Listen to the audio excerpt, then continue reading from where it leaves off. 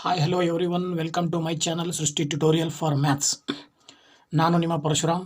ನಾನು ಈ ಒಂದು ವಿಡಿಯೋದಲ್ಲಿ SSLC ವಿದ್ಯಾರ್ಥಿಗಳಿಗೆ 2021ರಲ್ಲಿ ನಡೆದಂತಹ ಮೇಯ್ನ್ ಎಕ್ಸಾಮಿನೇಷನಲ್ಲಿ ಮಲ್ಟಿಪಲ್ ಚಾಯ್ಸ್ ಕ್ವಶನ್ಸ್ ಏನು 120 ಅಂಕಕ್ಕೆ ಒಂದು ಪೇಪರ್ನ ಮಾಡಿದರು, ಮ್ಯಾಥ್ಸು, ಸೈನ್ಸು ಮತ್ತು ಸೋಷಿಯಲ್ ಸೈನ್ಸು. ಇದರಲ್ಲಿ ಮ್ಯಾಥ್ಸಲ್ಲಿ ಬಂದಂಥ 40 ಪ್ರಶ್ನೆಗಳಲ್ಲಿ ಯಾವ ರೀತಿ ನಾವು ಸಾಲ್ವ್ ಮಾಡ್ಬೋದು ಮಲ್ಟಿಪಲ್ ಚಾಯ್ಸ್ ಕ್ವಶನ್ಸ್ ಅನ್ನೋದನ್ನು ನಾನು ನಿಮ್ಮ ಜೊತೆ ಹಂಚ್ಕೊಳ್ತಾ ಇದ್ದೀನಿ. ಈ ಒಂದು ಮಲ್ಟಿಪಲ್ ಚಾಯ್ಸ್ ಕ್ವಶನ್ಸು ನೆಕ್ಸ್ಟ್ ಬರ್ತಕ್ಕಂತಹ ಎಕ್ಸಾಮ್ಸ್ಗೂ ಕೂಡ ಮ್ಯಾಥಮೆಟಿಕ್ಸಿಗೆ ಸಂಬಂಧಪಟ್ಟ ಹಾಗೆ ಮಲ್ಟಿಪಲ್ ಚಾಯ್ಸ್ ಕ್ವಶನ್ಸು ತುಂಬ ಇಂಪಾರ್ಟೆಂಟು. ಮಲ್ಟಿಪಲ್ ಚಾಯ್ಸ್ ಕ್ವಶನ್ಸಿಗೋಸ್ಕರ ನಾವಿಲ್ಲಿ ಇದನ್ನು ಕೂಡ ನಾವು ಸ್ಟಡಿ ಮಾಡೋದ್ರಿಂದ ತುಂಬ ಹೆಲ್ಪ್ ಆಗುತ್ತೆ ಅಂತ ಹೇಳ್ತಾ ಈಗ ನಾನು ಕ್ಲಾಸ್ ಶುರು ಮಾಡ್ತಾ ಇದ್ದೀನಿ. ಓಕೆ ಮಕ್ಕಳ, ದಯವಿಟ್ಟು ಇದೇ ಮೊದಲು ನಮ್ಮ ವೀಡಿಯೋಸ್ನ ನೋಡ್ತಾ ಇದ್ದರೆ ನಮ್ಮ ಚಾನಲ್ ಸಬ್ಸ್ಕ್ರೈಬ್ ಮಾಡಿ, ವೀಡಿಯೋಸ್ನ ಲೈಕ್ ಮಾಡಿ, ಹಾಗೆಯೇ ಶೇರ್ ಮಾಡಿ ಅಂತ ಹೇಳ್ತಾ ಈಗ ಕ್ಲಾಸ್ ಶುರು ಮಾಡೋಣ ಅಲ್ವಾ ಮಕ್ಕಳ. ಓಕೆ ನೋಡಿ ವಿದ್ಯಾರ್ಥಿಗಳೇ, ಇಲ್ಲಿ ಬಂದುಬಿಟ್ಟು ಮಲ್ಟಿಪಲ್ ಚಾಯ್ಸ್ ಕ್ವಶನ್ಸನ್ನು ನಾವು ಯಾವ ರೀತಿ ಸಾಲ್ವ್ ಮಾಡ್ಬೋದು ಅಂತಂದರೆ, ಕೊಟ್ಟಿರ್ತಕ್ಕಂಥ ಕ್ವಶನನ್ನು ಸಿಂಪಲಿ ಇಲ್ಲಿ 1 ಮಾರ್ಕ್ಸಿಗೆ ಕೇಳೋದ್ರಿಂದ ನಾವು ಅದನ್ನು ನೀವು ಕಂಪ್ಲೀಟ್ ವ್ಯಾಲ್ಯೂಯೇಷನ್ ಮಾಡಿದ್ರೆ ಕಂಪ್ಲೀಟಾಗಿ ಸೊಲ್ಯೂಷನ್ ಅಂದರೆ ಇಡೀ ಲೆಕ್ಕವನ್ನು ಬಿಡಿಸ್ತೇನೆ ಡೈರೆಕ್ಟಾಗಿ ನೀವು ಕೂಡ ಅಲ್ಲಿ ಆನ್ಸರ್ನ ಬರೀತಕ್ಕಂತಹ ಸಾಧ್ಯತೆಗಳು ಇರ್ತವೆ. ಅದಕ್ಕೆ ಸಂಬಂಧಪಟ್ಟ ಹಾಗೆ ಮೊದಲನೇ ಪ್ರಶ್ನೆ ಹೇಳುತ್ತೆ, ಮೇನ್ ಎಕ್ಸಾಮಲ್ಲಿ ಬಂದಂಥ ಕ್ವಶನ್ಸ್ ಇವು. ಅದರಲ್ಲಿ ಫಸ್ಟ್ ಕ್ವಶನ್ ಹೇಳುತ್ತೆ, ಒಂದು ಸಮಾಂತರ ಶ್ರೇಣಿಯ ಎನ್ನನೇ ಪದ an = 4n+5 ಆದಾಗ ಅದರ 5ನೇ ಪದವು ಅಂತ ಪ್ರಶ್ನೆ. ಓಕೆನಾ. ಇದನ್ನು ನಾವು ಹೇಗೆ ಸಾಲ್ವ್ ಮಾಡ್ಬೋದು ಅಂದರೆ, ಇಲ್ಲಿ ಆಪ್ಷನ್ ಕೊಟ್ಟಿದ್ದಾರೆ ಕೆಳಗಡೆ 4. 4 ಆಪ್ಷನಲ್ಲಿ ಒಂದು ಆಪ್ಷನ್ ಸರಿಯಾದ ಉತ್ತರ ಆಗಿರುತ್ತೆ. ಇದ್ರ ಪ್ರಕಾರ ನಮಗೆ ಗೊತ್ತಿರ್ತಕ್ಕಂಥದ್ದು ಏನಪ್ಪ ಅಂದರೆ, an = ಇದು ಸಮಾಂತರ ಶ್ರೇಣಿಯ ಒಂದು ಪಾಠದಲ್ಲಿ ಬರ್ತಕ್ಕಂಥದ್ದು. an = 4n+5 ಹಾಗಿದ್ರೆ ಏನು ಕೇಳ್ತಾರೆ ಅವರು, 5ನೇ ಪದ ಅಂತ ಕೇಳ್ತಾರೆ. ಏನು ಕೇಳಿದ್ದಾರೆ, 5ನೇ ಪದ, ಅದರ 5ನೇ ಪದವು ಅಂತೇಳಿ. ಅದ್ರ ಪ್ರಕಾರ n ಇರೋ ಜಾಗದಲ್ಲಿ ನೀವು 5ಅನ್ನು ಹಾಕಬೇಕು. n ಇರೋ ಜಾಗದಲ್ಲಿ 5 ಹಾಕಿಬಿಟ್ರೆ ನಿಮಗೆ ಸುಲಭವಾಗಿ ಆನ್ಸರ್ ಸಿಕ್ಬಿಡುತ್ತೆ. ನೋಡಿ ಮಕ್ಕಳಲ್ಲಿ a5 = 4 × 5 + 5. ಅಲ್ಲಿಗೆ a5 ಏನು ಬಂದ್ಬಿಡುತ್ತೆ, 4 × 5 + 5 ಟೋಟಲ್ ಬಂದ್ಬಿಟ್ಟು 25 ಬಂತು. ಅಂದರೆ ಆ ಒಂದು ಸಮಾಂತರ ಶ್ರೇಣಿಯ 5ನೇ ಪದವು 25 ಆಗಿರುತ್ತದೆ ಅಂತ ಅರ್ಥ. ಅದ್ರ ಪ್ರಕಾರ ನಿಮಗೆ ಆಪ್ಷನ್ ಸಿ ಸರಿಯಾದ ಉತ್ತರ ಆಗುತ್ತೆ. ಓಕೆನಾ ಫ್ರೆಂಡ್ಸ್. ಇದಾದ ನಂತರದಲ್ಲಿ ನೆಕ್ಸ್ಟ್ 2ನೇ ಪ್ರಶ್ನೆಗೆ ಹೋಗೋಣ ನಾವು. ಸೆಕೆಂಡ್ ಪ್ರಶ್ನೆ ಏನು ಹೇಳುತ್ತೆ ಅಂದರೆ, 5x² = 2 × 2x + 3 ವರ್ಗ ಸಮೀಕರಣವನ್ನು ಆದರ್ಶ ರೂಪದಲ್ಲಿ ಬರೆದಾಗ ದೊರಕುವ ಸ್ಥಿರಾಂಕ ಅಂತ ಕೊಟ್ಟಿದ್ದಾರೆ.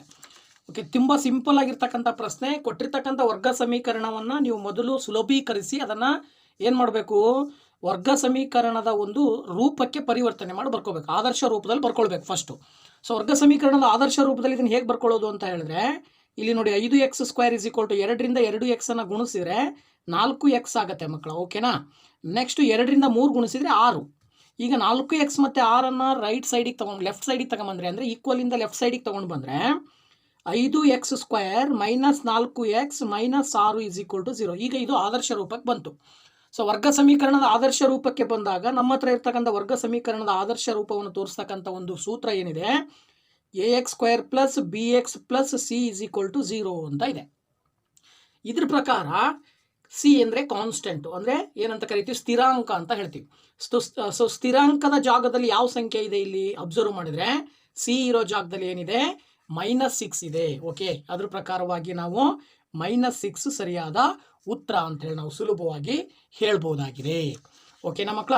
ನೆಕ್ಸ್ಟ್ 3ನೇ ಪ್ರಶ್ನೆಯನ್ನು ನೋಡೋಣ. 3ನೇ ಪ್ರಶ್ನೆ ಹೇಳುತ್ತೆ, x - 2y = 0 ಮತ್ತು 3x + 4y - 20 = 0 ಸಮೀಕರಣಗಳು ಪರಸ್ಪರ ಛೇದಿಸುತ್ತವೆ, ಐಕ್ಯಗೊಳ್ಳುತ್ತವೆ, ಸಮಾಂತರವಾಗಿರುತ್ತವೆ, ಪರಸ್ಪರ ಲಂಬವಾಗಿರುತ್ತವೆ ಅಂತ 4 ಆಪ್ಷನ್ ಇದೆ. ಇಲ್ಲಿ ನಾವು ಮುಖ್ಯವಾಗಿ ಇದನ್ನು ತಿಳ್ಕೊಬೇಕಾಗಿರೋದು ಏನಪ್ಪ ಅಂತ ಹೇಳಿದ್ರೆ, ಇವೆರಡು ಈಕ್ವೇಷನ್ ಏನಿದಾವೆ ಆ 2 ಈಕ್ವೇಷನನ್ನು ನೋಡಿದಾಗ, ಈ ಸಮೀಕರಣಗಳನ್ನು ನೋಡಿದಾಗ, ಸಮೀಕರಣಗಳಲ್ಲಿ ಮುಖ್ಯವಾಗಿ 3 ಸಾಧ್ಯತೆಗಳು ಇರ್ತವೆ. ಏನಂತ ಹೇಳಿದ್ರೆ, ಕೊಟ್ಟಿರುವ 2 ಸಮೀಕರಣಗಳನ್ನು ಒಂದು a1x + b1y + c1 ಅಂತ ತಗೋತೀವಿ, ಇನ್ನೊಂದು a2x + b2y + c2 ಅಂತ 2 ಸಮೀಕರಣಗಳನ್ನು ಈ ರೀತಿ ತಗೊಂಡಾಗ ಅಲ್ಲಿ ಏನಾಗಿರಬೇಕು ಅಂದರೆ, a1 ಮತ್ತು a2ನ ಒಂದು ಭಿನ್ನರಾಶಿ, b1 ಮತ್ತು b2ನ ಭಿನ್ನರಾಶಿ ಎರಡೂ ಈಕ್ವಲ್ ಇಲ್ಲದೆ ಇದ್ದಾಗ ಅವೆರಡು ಪರಸ್ಪರ ಛೇದಿಸುತ್ತವೆ ಅಂತ ಹೇಳ್ತೀವಿ ನಾವು. ಅದೇ ರೀತಿ a1/a2 = b1/b2 = c1/c2 ಆಗಿದ್ದಾಗ ಅವೆರಡು ಪರಸ್ಪರ ಐಕ್ಯಗೊಳ್ಳುತ್ತವೆ ಅಂತ ಹೇಳ್ತೀವಿ. ಅಂದರೆ ಪರಸ್ಪರ ಛೇದಿಸುತ್ತವೆ ಅಂತ ಹೇಳಿದ್ರೆ ಲೈನ್ ಈ ರೀತಿ ಬರ್ತವೆ, ಎರಡು ಲೈನ್ ಗ್ರಾಫ್ ಹಾಕಿದಾಗ.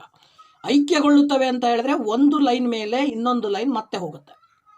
ಹಾಗೆಯೇ A1/A2 = B1/B2 but not = C1/C2 ಆಗಿದ್ರೆ ಅವೆರಡು ಸಮಾಂತರವಾಗಿರುತ್ತವೆ. ಅಂದರೆ ಒಂದು ಲೈನ್ ಹೆಂಗೆ ಹೋಗುತ್ತೋ ಅದೇ ಲೈನ್ ಕೆಳಗಡೆ ಇನ್ನೊಂದು ಲೈನ್ ಹೋಗುತ್ತೆ. ಈ ರೀತಿ ಎರಡು ಲೈನ್ಗಳು ಸಮಾಂತರವಾಗಿರ್ತವೆ. ಸೊ ಇದ್ರ ಪ್ರಕಾರ ನಿಮಗೆ ಇಲ್ಲಿ ಅದನ್ನು ಅಬ್ಸರ್ವ್ ಮಾಡಿ ನೀವು ಅದನ್ನು ಏನು ಮಾಡಬೇಕು, ಏನು ಕಂಪೇರ್ ಮಾಡಿದರೆ A1/A2 ಅಂದರೆ A1 ಎಷ್ಟಿದೆ ಇಲ್ಲಿ ನೋಡಿ ಮಕ್ಕಳ, ಇಲ್ಲಿ A1 ಅಂದರೆ 1 ಇದೆ, A2 ಅಂದರೆ 3 ಇದೆ, ಅಲ್ಲಿಗೆ 1/3 ಅಂತ ಬರಿಬೋದು. ಹಾಗೆಯೇ B1 ಅಂದರೆ ಎಷ್ಟಿದೆ ಇಲ್ಲಿ -2, ಇಲ್ಲಿ C1 B2 ಎಷ್ಟಿದೆ 4, ಅದ್ರ ಪ್ರಕಾರ ಏನು ಬರಿಬೋದು ಇಲ್ಲಿ -2/4. ಹಾಗೆ C1/C2, C1 0 ಇದೆ, C2 ಇಲ್ಲಿ 20 ಇದೆ, -20, 0/-20. ಈಗ ಇಲ್ಲಿ ಕಂಪ್ಯಾರಿಸನ್ ಮಾಡಿರೋದನ್ನು ನಾವು ಅಬ್ಸರ್ವ್ ಮಾಡಿಬಿಟ್ರೆ ನೋಡಿ, ಇಲ್ಲಿ A1/A2 is not equal to B1/B2 ಅಂತ ತೋರಿಸ್ತಾ ಇದೆ. ಹೌದಾ, A1/A2 1/3 ಬಂದಿದೆ, B1/B2 -2/4. So A1/A2 is not equal to B1/B2 ಅಂದರೆ ಅದ್ರ ಪ್ರಕಾರ ಮೊದಲನೇದು ಏನು ಹೇಳುತ್ತೆ, ಪರಸ್ಪರ ಛೇದಿಸುತ್ತವೆ ಅಂತೇಳಿ. ಅದ್ರ ಪ್ರಕಾರ ನಾವೇನು ಹೇಳ್ಬೋದು, ಇದಕ್ಕೆ ಪರಸ್ಪರ ಛೇದಿಸುತ್ತವೆ ಅಂತ ಉತ್ತರ ಆಗುತ್ತೆ. ಓಕೆನಾ, ಸೊ ಪರಸ್ಪರ ಛೇದಿಸುತ್ತವೆ. ಓಕೆನಾ, ಅದ್ರ ಪ್ರಕಾರವಾಗಿ ನಾವೇನು ಹೇಳ್ಬೋದು ಮಕ್ಕಳ, ಇಲ್ಲಿ ಪರಸ್ಪರ ಛೇದಿಸುತ್ತವೆ ಅನ್ನೋದು ಆಪ್ಷನ್ ಎ ಸರಿಯಾದ ಉತ್ತರ ಆಗಿರುತ್ತೆ. ಇದಾದ ನಂತರದಲ್ಲಿ ನೆಕ್ಸ್ಟ್ ಪ್ರಶ್ನೆಗೆ ಹೋಗೋಣ. 3ನೇ ಪ್ರಶ್ನೆ ಆದ ನಂತರದಲ್ಲಿ ನೆಕ್ಸ್ಟ್ 4ನೇ ಪ್ರಶ್ನೆ ಏನು ಹೇಳುತ್ತೆ. ಸೊ 4ನೇ ಪ್ರಶ್ನೆಯನ್ನು ನಾವು ಅಬ್ಸರ್ವ್ ಮಾಡಿದರೆ, ಸೊ 4ನೇ ಪ್ರಶ್ನೆ ಏನು ಹೇಳುತ್ತೆ ಅಂತ ನೋಡಿದರೆ, ಸೊ ಚಿತ್ರದಲ್ಲಿ ತೋರಿಸಿರುವ ನಕ್ಷೆಯಲ್ಲಿನ ರೇಖಾತ್ಮಕ ಸಮೀಕರಣಗಳ ಜೋಡಿಗಳು ಅಂತ ಕೊಟ್ಟಿದ್ದಾರೆ. ಸೊ ಚಿತ್ರ ಕ್ಲಿಯರ್ ಆಗಿದೆ ನಿಮಗಲ್ಲಿ. ಸೊ ಚಿತ್ರ ಕೊಟ್ಟಿದ್ದಾರೆ, ಕೊಟ್ಟಿರ್ತಕ್ಕಂಥ ಚಿತ್ರವನ್ನು ಬಳಸ್ಕೊಂಡು ನೀವೇನು ಮಾಡಬೇಕಾಗತ್ತೆ, ಕೆಳಗಡೆ ಯಾವುದು ಉತ್ತರ ಸರಿಯಾಗಿದೆ ಅನ್ನೋದನ್ನು ನೀವು ಥಿಂಕ್ ಮಾಡಬೇಕು. ಸೊ ಅದ್ರ ಪ್ರಕಾರವಾಗಿ ಇಲ್ಲಿ ನೋಡಿದರೆ ನಿಮಗೆ ಉತ್ತರ ಯಾವುದು, ಎರಡು ರೇಖೆಗಳು ಒಂದು ಕಡೆ ಛೇದಿಸ್ತಾ ಇದ್ದಾವೆ. ಸೊ ಛೇದಿಸಿರುವಂಥ ರೇಖೆಯಲ್ಲಿ Q ಪಾಯಿಂಟ್ 1,0 ಅಂತ ಇದೆ. ಈ 1,0 ಅನ್ನೋದೇ ಇಲ್ಲಿ ಬೆಲೆ, ಎಕ್ಸ್ ಮತ್ತು ವೈಗಳ ಬೆಲೆ ಆಗುತ್ತೆ. ಎಕ್ಸ್ನ ಬೆಲೆ 1, ವೈನ ಬೆಲೆ 0 ಹಾಕಿದಾಗ ಈ ಒಂದು ಸಮೀಕರಣ ಯಾವುದಕ್ಕೆ ಈಕ್ವಲ್ ಬರುತ್ತೋ, ಸಮ ಬರುತ್ತೋ ಅದನ್ನು ನೀವು ಆಪ್ಷನ್ ಸರಿಯಾದ ಉತ್ತರ ಅಂತ ಹೇಳಬೇಕಾಗತ್ತೆ. ಓಕೆನಾ ಮಕ್ಕಳ. ಸೊ ಅದ್ರ ಪ್ರಕಾರವಾಗಿ ನಾನು ಒಂದೊಂದು ಆಪ್ಷನ್ ಬರ್ಕೊಂಡಿದ್ದೀನಿ. ಮೊದಲನೇ ಆಪ್ಷನ್ ಇದೆ, ಇದು x + y = 1, 2x - y = 1 ಅಂತೇಳಿ. ಈಗ ನಾವು x ಇರೋ ಜಾಗದಲ್ಲಿ 1 ಹಾಕಬೇಕು, y ಇರೋ ಜಾಗದಲ್ಲಿ 0 ಹಾಕಿದರೆ ಎರಡು ಕಡೆ ಸಮ ಬರುತ್ತಾ ಅಂತ ಚೆಕ್ ಮಾಡಬೇಕು. ಈಗ ಇಲ್ಲಿ 1 + 0 = 1 ಬರ್ತಾ ಇದೆ. 1 + 0 ಕೂಡಿದರೆ 1, ಈ ಕಡೆನೂ 1, ಎರಡು ಕಡೆ ಸಮ ಬಂತು. ಹಾಗಿದ್ರೆ ಈ ಕಡೆನೂ ಸೇಮ್ ಬರಬೇಕಲ್ಲ. 1ನೇ ಸಮೀಕರಣದಲ್ಲಿ ಸಮ ಆಯಿತು, 2ನೇ ಸಮೀಕರಣದಲ್ಲಿ ಸಮ ಆಗುತ್ತಾ ಅಂತ ಚೆಕ್ ಮಾಡಬೇಕು. ಇಲ್ಲಿ ಬಂದುಬಿಟ್ಟು 2 × 1 - y ಅಂದರೆ 0 = 1. ಸೊ 2 1 2 -0 = 1. ಈಗ 2ರಲ್ಲಿ 0 ಕಳೆದ್ರೆ 2 ಬರುತ್ತೆ, ಈ ಕಡೆ 1 ಬರ್ತಾ ಇದೆ, 2 ಈಕ್ವಲ್ ಬರಲಿಲ್ಲ. ಅಂದರೆ ಸಮೀಕರಣ 1ರಲ್ಲಿ ಈಕ್ವಲ್ ಬಂತು, ಸಮೀಕರಣ 2ರಲ್ಲಿ ಈಕ್ವಲ್ ಬರಲಿಲ್ಲ. ಸೊ 1ನೇ ಆಪ್ಷನ್ ತಪ್ಪು, 1ನೇ ಆಪ್ಷನ್ ಇದಕ್ಕೆ ಆನ್ಸರ್ ಅಲ್ಲ. ಹಾಗಿದ್ರೆ 2ನೇ ಆಪ್ಷನ್ ನೋಡೋಣ ಈಗ. ಸೊ 2ನೇ ಆಪ್ಷನ್ ಏನಿದೆ, 2x + y = 2, x + y = 2. ಈಗ ನೀವು 2x + yಗೆ ಬೆಲೆ ಹಾಕ್ರಿ. x ಅಂದರೆ ಏನು ಹಾಕಬೇಕು 1, y ಅಂದರೆ 0. ಈಗ 2 1 2 ಬರುತ್ತೆ, ಈ ಕಡೆನೂ ಕೂಡ 2 ಬರುತ್ತೆ, ಎರಡು ಕಡೆ ಸೇಮ್ ಆನ್ಸರ್ ಬಂತು. ಈ ಕಡೆ ನೋಡಿ, ಇಲ್ಲಿ x ಅಂದರೆ 1, y ಅಂದರೆ 0. ಅಲ್ಲಿ 1 + 0 ಕೂಡಿದ್ರೆ 1 ಬರ್ತಾ ಇದೆ, ಈ ಕಡೆ 2 ಬರ್ತಾ ಇದೆ, ಅಂದರೆ 2 ಈಕ್ವಲ್ ಬರಲಿಲ್ಲ. ಓಕೆನಾ. ಸೊ ಇದರ ಅರ್ಥ ಇದು ಕೂಡ ಆಪ್ಷನ್ ಸರಿಯಾದ ಉತ್ತರ ಅಲ್ಲ. ಇನ್ನು 3ನೇ ಆಪ್ಷನ್ಗೆ ಹೋಗೋಣ. ಸೊ 3ನೇ ಆಪ್ಷನಲ್ಲಿ ಏನು ಹೇಳುತ್ತೆ ಮಕ್ಕಳ, ಇಲ್ಲಿ 2x - y = 2 ಅಂತ ಇದೆ. ಇಲ್ಲಿ ಎಕ್ಸಿಗೆ 1 -yಗೆ 0 ಬೆಲೆ ಹಾಕಿದರೆ 2 1 2, 2ರಲ್ಲಿ 0 ಕಳೆದ್ರೆ 2 ಬರುತ್ತೆ, ಈ ಕಡೆನೂ 2, ಈ ಕಡೆನೂ 2. ಓಕೆನಾ. ಇದಾದ ನಂತರ ಈ ಕಡೆನೂ ಕೂಡ ನೋಡಿ, 4 × x ಅಂದರೆ 1 - y ಅಂದರೆ 0 = 4 ಅಂತ ಕೊಟ್ಟಿದ್ದಾರೆ. ಸೊ 4 1 4, 4ರಲ್ಲಿ 0 ಕಳೆದ್ರೆ 4 ಬರ್ತಾ ಇದೆ, ಈ ಕಡೆನೂ 4. ಸೊ ಇಲ್ಲಿ ಎರಡೂ ಸಮೀಕರಣನೂ ಸರಿ ಹೊಂದಿದವು. ಸೊ ಎರಡೂ ಸಮೀಕರಣನೂ ಸರಿ ಹೊಂದಿರೋದ್ರಿಂದ 3ನೇ ಆಪ್ಷನ್ನು ಸರಿಯಾದ ಉತ್ತರ ಆಗಿರುತ್ತೆ. ಓಕೆನಾ ಮಕ್ಕಳ. ಸೊ ಇಲ್ಲಿ option C is the right answer.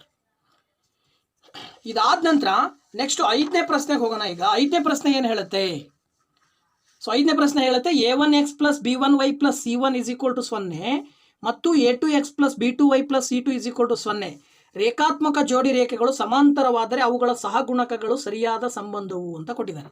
So ಈ ಹಿಂದಿನ 3ನೇ ಪ್ರಶ್ನೆಯಲ್ಲೇ ನಾವು ನೋಡಿದ್ದೀವಿ.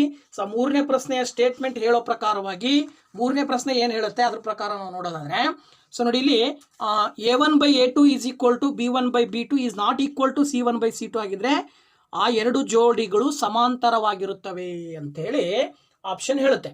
ಸೊ ಅದ್ರ ಪ್ರಕಾರ ಈ ಕಡೆ A1/A2 = B1/B2 = C1/C2 ಆಗಿದ್ರೆ ಆ ಜೋಡಿಗಳು ಐಕ್ಯಗೊಳ್ಳುತ್ತವೆ. ಹಾಗೆ A1/A2 is not equal to B1/B2 ಅಂದರೆ ಪರಸ್ಪರ ಛೇದಿಸುತ್ತವೆ ಅಂತ ಹೇಳ್ತೀವಿ ನಾವು. ಸೊ ಅದ್ರ ಪ್ರಕಾರವಾಗಿ ಇಲ್ಲಿ ಕೊಟ್ಟಿರುವ 4 ಆಪ್ಷನಲ್ಲಿ ಸರಿಯಾದ ಉತ್ತರ ಯಾವುದಾಗುತ್ತೆ? A1/A2 = B1/B2 is not equal to C1/C2 ಇದ್ದಾಗ ರೇಖಾತ್ಮಕ ಜೋಡಿ ರೇಖೆಗಳು ಸಮಾಂತರವಾಗಿರುತ್ತವೆ. ಓಕೆನಾ? ಇದು ಸಹಗುಣಕಗಳ ಒಂದು ಸರಿಯಾದ ಸಂಬಂಧ ಆಗಿರುತ್ತೆ. ಓಕೆ ಮಕ್ಕಳ? ಸೊ ನೆಕ್ಸ್ಟ್ 6ನೇ ಪ್ರಶ್ನೆಗೆ ಹೋಗೋಣ.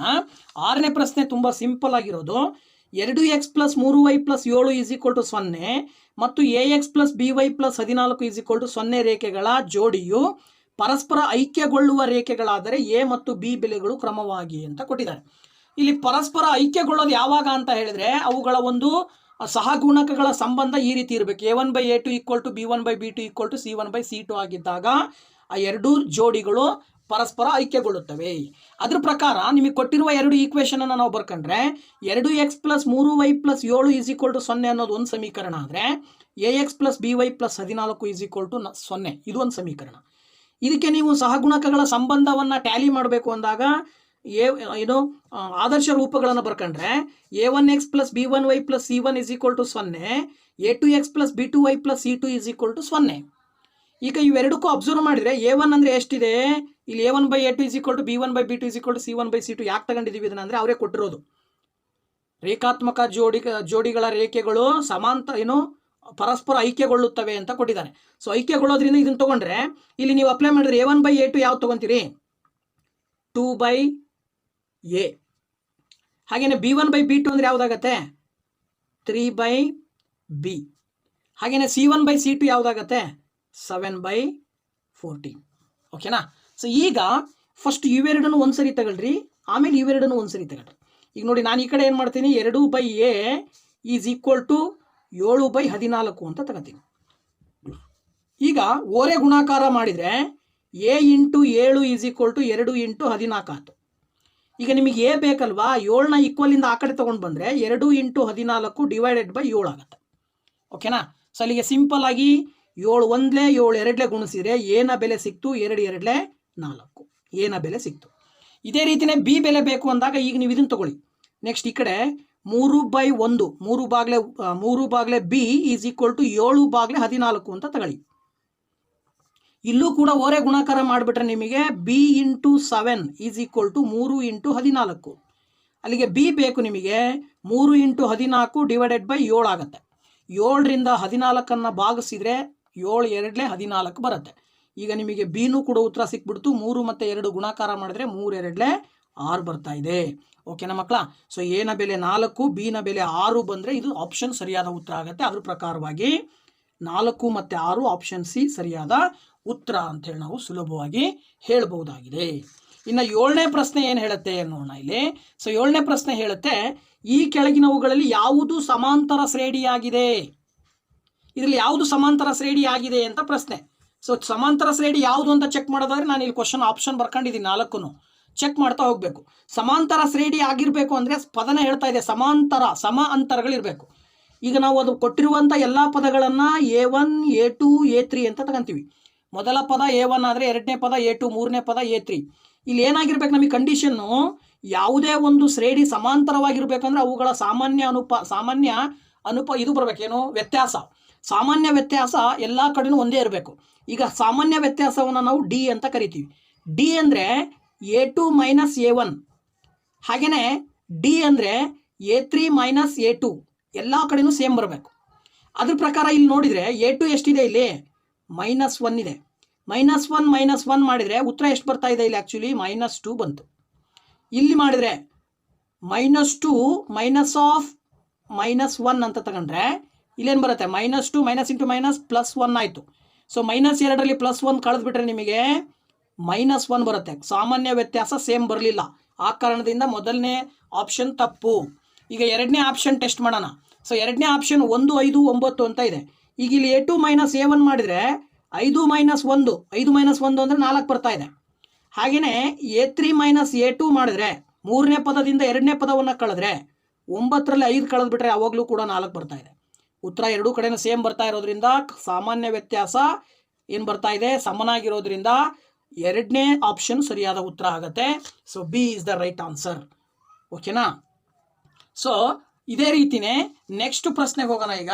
ಸೊ ನೆಕ್ಸ್ಟ್ ಪ್ರಶ್ನೆ ಹೇಳುತ್ತೆ, ಕ್ವಶನ್ ನಂಬರ್ 8, 8ನೇ ಪ್ರಶ್ನೆಗೆ ಹೋಗೋಣ ಈಗ. ಸೊ 8ನೇ ಪ್ರಶ್ನೆ ಏನು ಹೇಳುತ್ತೆ ಅಂತ ನೋಡೋಣ. ಸೊ ನೋಡಿ, ಇಲ್ಲಿ 8ನೇ ಪ್ರಶ್ನೆ ಹೇಳುತ್ತೆ -3 -1 ಮೈನಸ್ ಆಮೇಲೆ 1 ಮತ್ತು 3 ಸಮಾಂತರ ಶ್ರೇಣಿಯ 11ನೇ ಪದ ಎಷ್ಟು ಅಂತ ಪ್ರಶ್ನೆ. ಸೊ ಇದನ್ನ ಕಂಡುಹಿಡಿಬೇಕು ಅಂತ ಹೇಳಿದ್ರೆ ನಾವೇನು ಮಾಡಬೇಕಾಗತ್ತೆ ಅಂದರೆ, ನೋಡಿ ಇಲ್ಲಿ ಸಮಾಂತರ ಶ್ರೇಣಿ ಅಂತ ಅವ್ರು ಕೊಟ್ಟಿರೋದ್ರಿಂದ ಅದರಲ್ಲಿ 11ನೇ ಪದ ಕಂಡುಹಿಡಿಬೇಕಂದ್ರೆ ಸಮಾಂತರ ಶ್ರೇಣಿಯಲ್ಲಿ 11ನೇ ಪದ ಕಂಡುಹಿಡಿಯಲಿಕ್ಕೆ ನಮ್ಮ ಹತ್ರ ಒಂದು ಸೂತ್ರ ಇದೆ. ಆ ಸೂತ್ರವನ್ನು ಬಳಸಬೇಕು. ಅದಕ್ಕಿಂತ ಮುಂಚಿತವಾಗಿ ಇಲ್ಲಿ ಏನೇನು ಕೊಟ್ಟಿದ್ದಾರೆ ಅಂತ ಬರ್ಕೊಂಡ್ರೆ ಮೊದಲನೇ ಪದ ಸಿಕ್ಕಿದೆ ನಮಗೆ, ಮೊದಲನೇ ಪದ ಕೊಟ್ಟಿದ್ದಾರೆ ಅವರೇ. ಇನ್ನು ಸಾಮಾನ್ಯ ವ್ಯತ್ಯಾಸವನ್ನು ನೀವು ಕಂಡುಹಿಡ್ಕೋಬೇಕು. ಸಾಮಾನ್ಯ ವ್ಯತ್ಯಾಸ ಯಾವಾಗ ಸಿಗುತ್ತೆ ಅಂದರೆ ಎರಡನೇ ಪದದಲ್ಲಿ ಒಂದನೇ ಪದವನ್ನು ಕಳೆದ್ರೆ ಸಾಮಾನ್ಯ ವ್ಯತ್ಯಾಸ ಸಿಗುತ್ತೆ ಮಕ್ಕಳ. ಸೊ ಅದ್ರ ಪ್ರಕಾರವಾಗಿ ಎರಡನೇ ಪದ ಎಷ್ಟಿದೆ ಇಲ್ಲಿ, -1 ಮೈನಸ್ ಆಫ್ ಒಂದನೇ ಪದ ಏನಿದೆ -3. ಸೊ ಇದನ್ನು ಸಿಂಪ್ಲಿಫೈ ಮಾಡಿದ್ರೆ -1 ಮೈನಸ್ ಇಂಟು ಮೈನಸ್ +3, ಅಲ್ಲಿಗೆ 3ರಲ್ಲಿ 1ಅನ್ನು ಕಳಿಬೇಕು. ಈಗ ಒಂದು +1 ಮೈನಸ್ ಇರೋದ್ರಿಂದ ಕಳೆದು ಬಿಟ್ರೆ 2 ಬರುತ್ತೆ. ಓಕೆನಾ. ಸೊ ಈಗ ಸಾಮಾನ್ಯ ವ್ಯತ್ಯಾಸ ಸಿಕ್ತು, ಮೊದಲನೇ ಪದ ಸಿಕ್ತು. ನಿಮಗೆ ಏನು ಎನ್ನನೇ ಪದವನ್ನು ಕಂಡುಹಿಡಿತಕ್ಕಂಥ ಒಂದು ಸೂತ್ರ ಬಂದ್ಬಿಟ್ಟು AN = A + n - 1 × D ಅಂತಕ್ಕಂಥದ್ದು ಒಂದು ಸೂತ್ರ. ಈ ಸೂತ್ರಕ್ಕೆ ನೀವು ಅಪ್ಲೈ ಮಾಡಬೇಕು. A11 11ನೇ ಪದ ಅಂದರೆ n = 11 ಅಂತ ಅರ್ಥ. ಅಲ್ಲಿಗೆ A ಅಂದರೆ ಏನು, -3 ಪ್ಲಸ್ ಆಫ್ n ಅಂತ ಹೇಳಿದ್ರೆ 11 - 1 ಇಂಟು ಸಾಮಾನ್ಯ ವ್ಯತ್ಯಾಸ ಎಷ್ಟು ಬಂದಿದೆ ನಿಮಗೀಗ ಇಲ್ಲಿ 2. ಈಗ A11 = -3 ಪ್ಲಸ್ 11ರಲ್ಲಿ 1 ಕಳೆದ್ರೆ ಏನು ಬರುತ್ತೆ, 10 ಬರುತ್ತೆ. 10 ಮತ್ತು 2ಅನ್ನು ಗುಣಿಸಿದ್ರೆ 10 2 20 ಬಂತು ಮಕ್ಕಳು. ಓಕೆನಾ. ಈಗ ಇಲ್ಲಿ A11 = 20ರಲ್ಲಿ 3 ಕಳೆದ್ರೆ ನಿಮಗೆ ಆ್ಯಕ್ಚುಲಿ 17 ಬರುತ್ತೆ. ಸೊ 11ನೇ ಪದ ಎಷ್ಟಾಗಿರುತ್ತೆ, 17 ಆಗಿರುತ್ತೆ ಅಂಥೇಳಿ ಹೇಳುತ್ತೆ. ಸೊ ಅದ್ರ ಪ್ರಕಾರ ನಿಮಗೆ 8ನೇ ಪ್ರಶ್ನೆಗೆ ಆಪ್ಷನ್ ಡಿ ಸರಿಯಾದ ಉತ್ತರ ಆಗಿರುತ್ತೆ. ಇನ್ನು 9ನೇ ಪ್ರಶ್ನೆಯನ್ನು ನೋಡೋಣ. ಸೊ 9ನೇ ಪ್ರಶ್ನೆ ಹೇಳುತ್ತೆ, ಒಂದು ಸಮಾಂತರ ಶ್ರೇಣಿಯ ಮೊದಲ 10 ಪದಗಳ ಮೊತ್ತವು 155 ಆಗಿದೆ ಮತ್ತು ಅದೇ ಶ್ರೇಣಿಯ ಮೊದಲ 9 ಪದಗಳ ಮೊತ್ತವು 126 ಆದಾಗ ಶ್ರೇಣಿಯ 10ನೇ ಪದವು. ನೋಡಿ ತುಂಬ ಸಿಂಪಲ್. ನಾವು ಸ್ವಲ್ಪ ಯೋಚನೆ ಮಾಡಿದರೆ ಅವ್ರು ಹೇಳೋ ಪ್ರಕಾರ ನೋಡಿ, ಇಲ್ಲಿ ಮೊದಲ 10 ಪದಗಳ ಮೊತ್ತ 155 ಅಂದರೆ S10 = 155. ಮೊದಲ 9 ಪದಗಳ ಮೊತ್ತ S9 = 126 ಆದರೆ 10ನೇ ಪದ ಎಷ್ಟು ಅಂತ. ನಿಮಗೆ 10ನೇ ಪದ ಯಾವಾಗ ಸಿಗುತ್ತೆ ಅಂದರೆ ಮೊದಲ 10 ಪದಗಳ ಮೊತ್ತದಲ್ಲಿ ಮೊದಲ 9 ಪದಗಳ ಮೊತ್ತವನ್ನು ಕಳೆದ್ಬಿಟ್ರೆ ನಿಮಗೆ 10ನೇ ಪದ ಸಿಕ್ಬಿಡುತ್ತೆ. ಅದ್ರ ಪ್ರಕಾರ 155ರಲ್ಲಿ 126 ನೀವು ಕಳಿಬೇಕಷ್ಟೇ ಕೆಲಸ ಇಲ್ಲಿ. ಸೊ 155ರಲ್ಲಿ 126 ಕಳೆದು ಬಿಟ್ಟರೆ ನಿಮಗೆ 29 ನೇರವಾಗಿ ಉತ್ತರ ಬರುತ್ತೆ. ಸೊ ಇದ್ರ ಪ್ರಕಾರವಾಗಿ 29 ಸರಿಯಾದ ಉತ್ತರ ಆಗುತ್ತೆ ಮಕ್ಕಳ. ಇಲ್ಲಿ 9ನೇ ಆಪ್ಷನ್ ಸರಿಯಾಗಿದೆ. ಓಕೆನಾ. ಸೊ ಈಗ ನಾವು ನೆಕ್ಸ್ಟ್ ಪ್ರಶ್ನೆಗೆ ಹೋಗೋಣ. ಪ್ರಶ್ನೆ ಸಂಖ್ಯೆ 10. 10ನೇ ಪ್ರಶ್ನೆ ಏನು ಹೇಳುತ್ತೆ, 2x² + ax + 6 = 0 ವರ್ಗ ಸಮೀಕರಣದ ಒಂದು ಮೂಲವು 2 ಆದಾಗ a ಯ ಬೆಲೆ. ನೋಡಿ, ಒಂದು ಮೂಲ 2 ಅಂತ ಡೈರೆಕ್ಟಾಗಿ ಅವ್ರು ಕೊಟ್ಟಿದ್ದಾರೆ ಅಂದರೆ ಅದರ ಅರ್ಥ ಏನಾಗುತ್ತೆ, ನಿಮಗೆ ಅವರು ಒಂದು ವ್ಯಾಲ್ಯೂವನ್ನು ಡೈರೆಕ್ಟಾಗಿ ಕೊಟ್ಟಿದ್ದಾರೆ, ಎಕ್ಸ್ನ ಬೆಲೆ ಅವ್ರು ಕೊಟ್ಟಿದ್ದಾರೆ, ನೀವು ಏನ ಬೆಲೆ ಕಂಡುಹಿಡಬೇಕು. ಸೊ ತುಂಬ ಸಿಂಪಲ್ಲಾಗಿ ನಾವು ಯೋಚನೆ ಮಾಡೋದಾದರೆ ಏನು ಹೇಳ್ಬೋದು. ಸೊ ತುಂಬ ಸಿಂಪಲ್ಲಾಗಿ ಹೇಳೋದಾದರೆ ಇಲ್ಲಿ ಆ್ಯಕ್ಚುಲಿ ಕೊಟ್ಟಿರುವ ಈ ಸಮೀಕರಣವನ್ನು ನಾವು ಬರ್ಕೊಂಡ್ರೆ ಈ ಸಮೀಕರಣಕ್ಕೆ x = 2 ಅಂತ ಅರ್ಥ. ಒಂದು ಮೂಲ 2 ಅಂದರೆ ಎಕ್ಸ್ನ ಬೆಲೆ 2 ಆಗಿದೆ ಅಂತ. ಅದನ್ನು ನಾವಿಲ್ಲಿ ಈ ಒಂದು ಸಮೀಕರಣಕ್ಕೆ ಎಕ್ಸ್ನ ಜಾಗದಲ್ಲಿ ಅಪ್ಲೈ ಮಾಡಬೇಕು. ಓಕೆನಾ ಮಕ್ಕಳ. ಸೊ ಇಲ್ಲಿ ಅವಾಗ ಏನಾಗುತ್ತೆ, 2 × 2² ಪ್ಲಸ್ ಎನ ಕಂಡುಹಿಡಿಬೇಕಾಗಿರೋದ್ರಿಂದ ನೀವು ಈಗ ಈ ಥರ ಬರುತ್ತೆ. ಈಗ ನೀವು ಇದನ್ನು ಸಿಂಪ್ಲಿಫೈ ಮಾಡಿಬಿಟ್ರೆ 2ರ ವರ್ಗ 2 × 2 4 4 2 8 ಬಂತಿದು ಪ್ಲಸ್ 2 × a ಗುಣಿಸಿದರೆ 2a ಪ್ಲಸ್ 6 = 0 ಬರುತ್ತೆ. ಈಗ 8 ಮತ್ತು 6ನ ಕೂಡಿದರೆ 14. ಈಗ 2a ಇಲ್ಲೇ ಇಟ್ಕೊಳ್ರಿ, 14ನ್ನು ಈಕ್ವಲಿಂದ ಆ ಕಡೆ ಕಳಿಸಿದಾಗ -14 ಆಗುತ್ತೆ. ಈಗ 2ರಿಂದ 14ನ್ನು ಹೊಡೆದು ಬಿಟ್ರೆ ಏನ ಬೆಲೆ ಸಿಕ್ತು ನಿಮಗೆ, -7. ಸಿಂಪಲ್ ಆಗಿರ್ತಕ್ಕಂಥದ್ದು. ಸೊ ಸುಲಭವಾಗಿ ಆನ್ಸರ್ ಸಿಗ್ತಕ್ಕಂಥದ್ದು. ಅದ್ರ ಪ್ರಕಾರವಾಗಿ ನಿಮಗೆ ಇಲ್ಲಿ ಬಂದ್ಬಿಟ್ಟು ಯಾವುದಾಗುತ್ತೆ ಆಪ್ಷನ್ನು, ಆಪ್ಷನ್ ಸಿ ಸರಿಯಾದ ಉತ್ತರ ಆಗಿರುತ್ತೆ ಮಕ್ಕಳ. ಓಕೆನಾ. ನೆಕ್ಸ್ಟ್ 11ನೇ ಪ್ರಶ್ನೆಗೆ ಹೋಗೋಣ.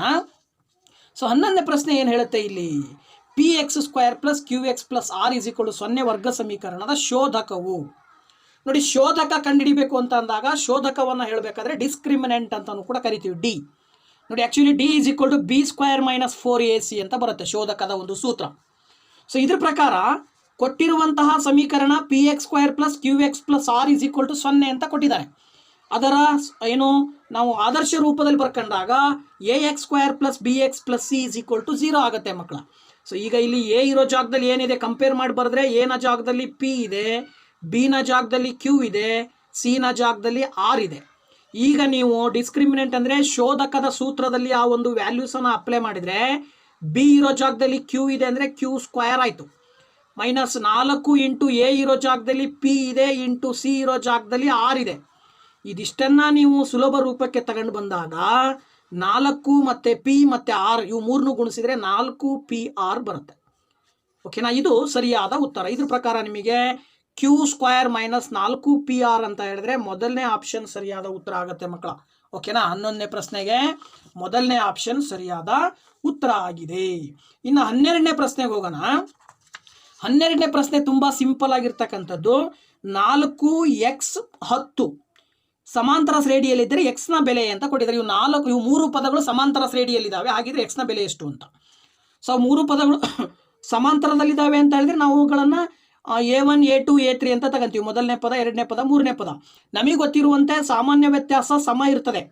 ಸಾಮಾನ್ಯ ವ್ಯತ್ಯಾಸ ನಮಗೆ ಯಾವಾಗ ಸಿಗುತ್ತೆ? ಡಿ ಅಂದರೆ ಸಾಮಾನ್ಯ ವ್ಯತ್ಯಾಸ ಅಂತ ಕರಿತೀವಿ. ಸಾಮಾನ್ಯ ವ್ಯತ್ಯಾಸ ಏನಾಗಿರುತ್ತೆ ಅಂದರೆ ಎರಡನೇ ಪದದಲ್ಲಿ ಒಂದನೇ ಪದವನ್ನು ಕಳೆದಾಗ ಸಿಗುತ್ತೆ, ಅಥವಾ ಮೂರನೇ ಪದದಲ್ಲಿ ಎರಡನೇ ಪದವನ್ನು ಕಳೆದಾಗಲೂ ಕೂಡ ಸಿಗುತ್ತೆ. ಅಂದರೆ A2 minus A1 is equal to A3 minus A2 ಅಂತ ನಾವು ತಗೊಳ್ಬೋದು ಸಾಮಾನ್ಯ ವ್ಯತ್ಯಾಸದ ಒಂದು ಸಂಬಂಧದ ಪ್ರಕಾರ. ಸೊ ಈಗ A2 ಅಂತ ಹೇಳಿದರೆ ಎಕ್ಸ್ ಅಂತ ಬರೀರಿ, A1 ಇರೋ ಜಾಗದಲ್ಲಿ 4 ಇದೆ, A3 ಇರೋ ಜಾಗದಲ್ಲಿ 10 ಇದೆ, ಮತ್ತು A2 ಇರೋ ಜಾಗದಲ್ಲಿ ಎಕ್ಸ್ ಇದೆ. ಈಗ ನೀವು ಇಲ್ಲಿ ಎಕ್ಸ್ನ ಇಲ್ಲೇ ಇಟ್ಕೊಂಡು ಮೈನಸ್ ಎಕ್ಸ್ನ ಈ ಕಡೆ ಲೆಫ್ಟ್ ಸೈಡಿಗೆ ತಗೊಂಡು ಬಂದರೆ ಪ್ಲಸ್ ಎಕ್ಸ್ ಆಗುತ್ತೆ. 10 ಇಲ್ಲೇ ಇಟ್ಕೊಂಡು ಮೈನಸ್ 4ನ ಈ ಕಡೆ ತಗೊಂಡ್ಬಂದರೆ ಪ್ಲಸ್ 4 ಆಗುತ್ತೆ. ಈಗ ಎಕ್ಸ್ ಪ್ಲಸ್ ಎಕ್ಸ್ ಕೂಡಿಬಿಟ್ರೆ ನಿಮಗೆ 2x ಬರುತ್ತೆ. 10 4 ಕೂಡಿದ್ರೆ 14 ಬರುತ್ತೆ. 2ರಿಂದ 14 ಹೊಡೆದು ಬಿಟ್ರೆ ಎಕ್ಸ್ನ ಬೆಲೆ ಸಿಗುತ್ತೆ ಮಕ್ಕಳ. ನಿಮಗೆ ಎಕ್ಸ್ ಈಸ್ ಈಕ್ವಲ್ ಟು 7. ಅದ್ರ ಪ್ರಕಾರ ನಿಮಗೆ 12ನೇ ಪ್ರಶ್ನೆಗೆ ಆಪ್ಷನ್ ಡಿ ಸರಿಯಾದ ಉತ್ತರ ಆಗುತ್ತೆ. ಇದಾದ ನಂತರದಲ್ಲಿ ನೆಕ್ಸ್ಟ್ ಪ್ರಶ್ನೆಗೆ ಹೋಗೋಣ ನಾವು. ಪ್ರಶ್ನೆ ಸಂಖ್ಯೆ 13. ಸೊ 13ನೇ ಪ್ರಶ್ನೆ ಏನು ಹೇಳುತ್ತೆ ಅಂತ ನೋಡೋದಾದ್ರೆ, ಸೊ ನೋಡಿ 13ನೇ ಪ್ರಶ್ನೆ ಹೇಳುತ್ತೆ x square plus B X plus C is equal to 0 ವರ್ಗ ಸಮೀಕರಣದ ಮೂಲಗಳು. ಸೊ ಇಲ್ಲಿ ಸೂತ್ರ ಕೊಟ್ಟಿದ್ದಾರೆ. ಕೊಟ್ಟಿರುವ 4ರಲ್ಲಿ ಸರಿಯಾದ ಸೂತ್ರ ಯಾವುದು ಅಂತ ಕಂಡುಹಿಡಿಬೇಕಷ್ಟೇ. ಸೊ ನಾವು ಸೂತ್ರವನ್ನು ನೆನಪಲ್ಲಿ ಇಟ್ಕೊಂಡಿರ್ತೀವಿ. ವರ್ಗ ಸಮೀಕರಣದಲ್ಲಿ ಆ ಮೂಲಗಳನ್ನು ಕಂಡುಹಿಡಿಯಲಿಕ್ಕೆ ಬಳಸ್ತಕ್ಕಂಥ ಸೂತ್ರ x is equal to minus b plus or minus square root of b square minus 4ac divided by 2a. ಅದ್ರ ಪ್ರಕಾರ ನೋಡಿದರೆ ಇಲ್ಲಿ ಮೈನಸ್ ಬಿ 4ರಲ್ಲೂ ಇದೆ, ಪ್ಲಸ್ ಆರ್ ಮೈನಸ್ಸು ಇವೆರಡೂ ಬರಲ್ಲ ಇಲ್ಲಿ. ಆ್ಯಕ್ಚುಲಿ ಇಲ್ಲೂ ಪ್ಲಸ್ ಆರ್ ಮೈನಸ್, ಇಲ್ಲೂ ಪ್ಲಸ್ ಆರ್ ಮೈನಸ್ ಇರೋದ್ರಿಂದ ಎ ಅಥವಾ ಬಿ ಎರಡರಲ್ಲಿ ಒಂದು ಸರಿಯಾಗಿರುತ್ತೆ ಉತ್ತರ. ನೆಕ್ಸ್ಟ್ ರೂಟ್ ಒಳಗಡೆ ಬಂದಾಗ B square minus 4ac divided by 2a ಇದೆ. ಬಟ್ ಇದಕ್ಕೆ ಪ್ಲಸ್ ಇರೋದ್ರಿಂದ ನಿಮಗೆ ಸರಿಯಾದ ಆಪ್ಷನ್ ಬಂದ್ಬಿಟ್ಟು ಎ ಆಪ್ಷನ್ ಸರಿಯಾಗಿರುತ್ತೆ. ಓಕೆನಾ. ಹಾಗೆಯೇ 14ನೇ ಪ್ರಶ್ನೆ ಏನು ಹೇಳುತ್ತೆ, x minus 3 into x plus 2 is equal to 0 ಸಮೀಕರಣದ ಮೂಲಗಳು. ಸೊ ನೋಡಿ ಇಲ್ಲಿ ಕೊಟ್ಟಿರುವಂಥ ಸಮೀಕರಣವನ್ನು x minus 3 into x plus 2 is equal to 0 ಅಂತ ತೊಗೊಂಡಿದ್ದಾರೆ. ಇದ್ರ ಮೂಲಗಳನ್ನು ಕಂಡುಹಿಡಿಬೇಕಂದ್ರೆ ಎಕ್ಸ್ನ ಬೆಲೆ ಕಂಡುಹಿಡಿಬೇಕು. ಎಕ್ಸಿಗೆ 2 ಬೆಲೆಗಳು ಬರ್ತವೆ ಇಲ್ಲಿ. ಸೊ 2 ಬೆಲೆಗಳು ಬರ್ತವೆ, ಯಾಕೆಂದರೆ ಇಲ್ಲಿ 2 ಅಪವರ್ತನಗಳಿರೋದ್ರಿಂದ 2 ಅಪವರ್ತನಗಳನ್ನು ಸಪ್ರೇಟಾಗಿ ತಗೊಳ್ಳಿ. ನೋಡಿ ಎಕ್ಸ್ ಮೈನಸ್ 3ಅನ್ನು ಸಪ್ರೇಟ್ ತಗೊಂಡು ಈಸ್ ಈಕ್ವಲ್ ಟು 0 ಅಂತ ತಗೋಬೇಕು, ಅಥವಾ ಈ ಕಡೆ ಎಕ್ಸ್ ಪ್ಲಸ್ 2ನ ಮತ್ತೆ ಈಕ್ವಲ್ ಟು 0 ಅಂತ ತಗೋಬೇಕು. ಈಗ ನಿಮಗೆ x is equal to minus 3ನ ಈಕ್ವಲಿಂದ ಆ ಕಡೆ ತಗೊಂಡೋದ್ರೆ ಪ್ಲಸ್ 3 ಬರುತ್ತೆ. ಈ ಕಡೆ x is equal to plus 2ನ ಈಕ್ವಲಿಂದ ಆ ಕಡೆ ತಗೊಂಡೋದ್ರೆ ಮೈನಸ್ 2 ಬರುತ್ತೆ. ಸೊ ಈ ಒಂದು ಸೂತ್ರಕ್ಕೆ, ಈ ಒಂದು ಸಮೀಕರಣಕ್ಕೆ ಸಂಬಂಧಪಟ್ಟಂಗೆ 2 ಮೂಲಗಳ ಬೆಲೆ ಬಂದು ಒಂದು 3, ಇನ್ನೊಂದು -2. ಅದ್ರ ಪ್ರಕಾರ 3 ಮತ್ತು -2 ಅಂದರೆ ಆಪ್ಷನ್ ಬಿ ಸರಿಯಾದ ಉತ್ತರ ಆಗುತ್ತೆ ಮಕ್ಕಳ. ಓಕೆನಾ. ಸೊ ಇದಾದ ನಂತರದಲ್ಲಿ 15ನೇ ಪ್ರಶ್ನೆಗೆ ಹೋಗೋಣ ಈಗ. ಸೊ 15ನೇ ಪ್ರಶ್ನೆ ಏನು ಹೇಳುತ್ತೆ? ಸೊ ನೋಡಿ 15ನೇ ಪ್ರಶ್ನೆ ಹೇಳುತ್ತೆ, 2 ಅನುಕ್ರಮ ಪೂರ್ಣಾಂಕಗಳ ಮೊತ್ತವು 27 ಆದರೆ ಆ ಪೂರ್ಣಾಂಕಗಳು ಅಂತ ಕೊಟ್ಟಿದ್ದಾರೆ. ಇಲ್ಲಿ 2 ಅನುಕ್ರಮ ಮೊತ್ತಗಳು, 2 ಅನುಕ್ರಮ ಪೂರ್ಣಾಂಕಗಳು ಅಂತ ತಗೊಂಡಾಗ ಅನುಕ್ರಮ ಅಂತ ಹೇಳಿದ್ರೆ ಒಂದ್ರ ಪಕ್ಕ ಒಂದು ಬರೋದು. ಈಗ ನಮಗೆ ಗೊತ್ತಿಲ್ಲದೆ ಇರೋದ್ರಿಂದ ಅವುಗಳನ್ನು ಒಂದು ಎಕ್ಸು ಇನ್ನೊಂದು ಎಕ್ಸ್ ಪ್ಲಸ್ 1 ಅಂತ ತಗೊಳ್ಳೋಣ. ಒಂದು ಸಂಖ್ಯೆ ಅದ್ರ ಪಕ್ಕದ ಸಂಖ್ಯೆ ಒಂದು ಜಾಸ್ತಿ ಇರುತ್ತೆ ತಾನೆ, ಅದ್ರ ಪ್ರಕಾರ ಒಂದನ್ನು ಎಕ್ಸ್ ಅಂತ ತೊಗೊಂಡಿದ್ದೀನಿ, ಇನ್ನೊಂದನ್ನು ಎಕ್ಸ್ ಪ್ಲಸ್ 1 ಅಂತ ತಗೊಂಡಿದ್ದೀನಿ. ಇವೆರಡರ ಮೊತ್ತ 27 ಆಗಿರುತ್ತೆ. ಅಂದರೆ x plus 1 is equal to 27 ಅಂತ ಅರ್ಥ. ಈಗ ಎಕ್ಸ್ ಪ್ಲಸ್ 1 ಕೂಡಿದರೆ 2x ಈಸ್ ಈಕ್ವಲ್ ಟು 1 ಈಕ್ವಲಿಂದ ಆ ಕಡೆ ಕಳಿಸಿದ್ರೆ -1 ಆಯಿತು. ಆಗ 2x ಈಸ್ ಈಕ್ವಲ್ ಟು 27ರಲ್ಲಿ 1 ಕಳೆದ್ರೆ 26 ಬರುತ್ತೆ. 2ರಿಂದ 26ನ ಭಾಗಿಸ್ಬಿಟ್ರೆ 2 13 26. ಈ ಕಾರಣದಿಂದ ನಿಮಗೆ ಎಕ್ಸ್ನ ಬೆಲೆ ಸಿಕ್ತು 13. ಅಂದರೆ ಅದರ ಅರ್ಥ ಒಂದು ಸಂಖ್ಯೆ 13 ಇದ್ದರೆ ಇನ್ನೊಂದು ಸಂಖ್ಯೆ 13ಕ್ಕೆ ಒಂದು ಸೇರಿಸಿದರೆ 14. ಒಂದು ಸಂಖ್ಯೆ 13, ಒಂದು ಸಂಖ್ಯೆ 14, ಆ ಎರಡು ಸಂಖ್ಯೆ ಕೂಡಿದರೆ 27. ತುಂಬ ಸಿಂಪಲ್ ಆಗಿ ನಾವು ಆನ್ಸರ್ನ ಕಂಡುಹಿಡಿಬೋದು. ಸೊ ಆಪ್ಷನ್ ಬಿ ಸರಿಯಾದ ಉತ್ತರ. ಓಕೆನಾ. ಇನ್ನು ನೆಕ್ಸ್ಟ್ 16ನೇ ಪ್ರಶ್ನೆಯನ್ನು ನೋಡೋಣ. ಕೊಟ್ಟಿರುವ ಚಿತ್ರದಲ್ಲಿ ಸೈನ್ ಥೀಟಾದ ಬೆಲೆ ಅಂತ ಕೊಟ್ಟಿದ್ದಾರೆ. ಓಕೆ, ಇಲ್ಲಿ ಸೈನ್ ಥೀಟಾದ ಬೆಲೆ ಎಷ್ಟು ಅಂತ ಕಂಡುಹಿಡಿಬೇಕು ಅಂತ ಹೇಳಿದ್ರೆ, ಈ ಸೈನ್ ಥೀಟಾದ ಬೆಲೆಯನ್ನು ಕಂಡುಹಿಡಿತಕ್ಕಂಥದ್ದಕ್ಕೆ ಸಂಬಂಧಪಟ್ಟ ಹಾಗೆ ನಮಗೆ ಅವರು ಕೊಟ್ಟಿರ್ತಕ್ಕಂಥ ಚಿತ್ರದ ಪ್ರಕಾರ ನಾನು ಇಲ್ಲಿ ಬರ್ಕೊಂಡಿದ್ದೀನಿ. ABC ಇದು ಥೀಟಾ ಅಂತ ತಗೊಂಡ್ರೆ, ಇದು ಥೀಟಾ ಏನಿದೆ ಇದು ಉನ್ನತ ಕೋನ. ಈ ಉನ್ನತ ಕೋನದ ಅಭಿಮುಖ ಬಾಹು ಅಂತ ಕರಿತೀವಿ ನಾವು ಇದನ್ನು. ABಯನ್ನು ಆಪೋಸಿಟ್ ಆಗಿರೋದು ಅಭಿಮುಖ ಬಾಹು ಆಗುತ್ತೆ. ಈ ಉನ್ನತ ಕೋನದ ಪಕ್ಕದಲ್ಲಿರೋ ಬಾಹುವನ್ನು ಪಾರ್ಶ್ವ ಬಾಹು ಅಂತ ಕರಿತೀವಿ. ಇನ್ನು ಇದು ವಿಕರ್ಣ, 90 ಡಿಗ್ರಿಗೆ ಆಪೋಸಿಟ್ ಆಗಿರುವಂಥ ಒಂದು ಬಾಹು ಏನಿದೆ ಅದನ್ನು ವಿಕರ್ಣ ಅಂತ ಕರಿತೀವಿ. ಸೊ ನಮಗೆ ಗೊತ್ತಿರುವಂತಹ ಅನುಪಾತಗಳ ಪ್ರಕಾರ ತ್ರಿಕೋನಮಿತಿಯಲ್ಲಿ ಬರುವ 6 ಅನುಪಾತಗಳಲ್ಲಿ ಮೊದಲನೇ ಅನುಪಾತ ಹೇಳುತ್ತೆ sine theta is equal to ಅಭಿಮುಖ ಬಾಹು ಡಿವೈಡೆಡ್ ಬೈ ವಿಕರ್ಣ ಅಂತೇಳಿ, ಅಥವಾ ಅಭಿಮುಖ ಬಾಹು ಬಾಗ್ಲೆ ವಿಕರ್ಣ ಅಂತ ಹೇಳ್ಬೋದು. ಅದ್ರ ಪ್ರಕಾರ ಇಲ್ಲಿ ಅಭಿಮುಖ ಬಾಹು 1 ಅಂತ ಅವ್ರು ಕೊಟ್ಟಿದ್ದಾರೆ, ನೇರವಾಗಿ 1 ಬರ್ಕೊಳ್ಬೇಕು. ವಿಕರ್ಣ ಎಷ್ಟು ಕೊಟ್ಟಿದ್ದಾರೆ? 2 ಕೊಟ್ಟಿದ್ದಾರೆ, ನೇರವಾಗಿ 2 ಅಂತ ಬರ್ಕೊಂಡ್ರೆ 1/2 ಅಥವಾ 2ನೇ 1 ಸರಿಯಾದ ಉತ್ತರ ಆಗುತ್ತೆ.